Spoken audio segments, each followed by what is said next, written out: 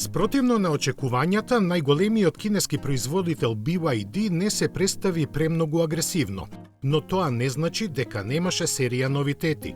Акцентот беше ставен на новите Seal 08 и Sea Lion 08, првиот голема лимузина, а вториот уште поголем кросовер. Заедничка им е електричната архитектура на 800 волти со батерии, кои од 10 до 97% од капацитетот ќе може да се наполнат за само 9 минути. Проценетата автономија им е околу 1000 километри, а ќе бидат понудени и во плагин изведби.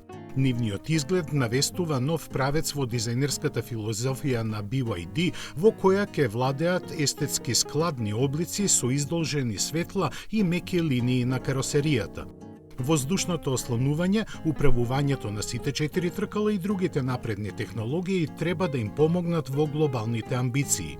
Во која насока тие ќе се одвиваат, јасно покажува концептот Ocean V, кој кинезите го опишуваат како радикално истражување на иднината. Рушејќи ги границите и одбивајќи да се смести во вообичаените сегменти, тој навестува нови квалитети на возилата на марката, ослободени од конвенционалноста на нивното користење. Зад него стои идејата да се разберат новите генерации купувачи, а дали и тие ќе ги разберат новите генерации возила кои базирани на иновациите на овој концепт постепено ќе го пронајдат својот пат во портфолиото на марката, ќе видиме во не така блиска иднина.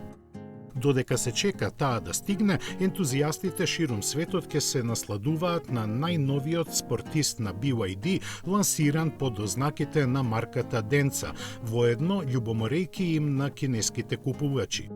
А како и не би кога има линии како италијанските суперавтомобили, перформанси подобри од нив, а цена колку европска лимузина од средната класа.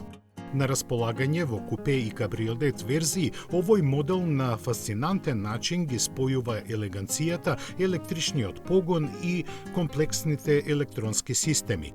Својата европска премиера ќе ја има на фестивалот на брзината во Гудвуд. За оние на кои парите не им се битни е наменет ултимативниот Yangwang U9 Extreme. Има 3000 коњски сили, постигнува скоро 500 км на час и ќе биде произведен во само 30 примероци по цена од 2,5 милиони евра.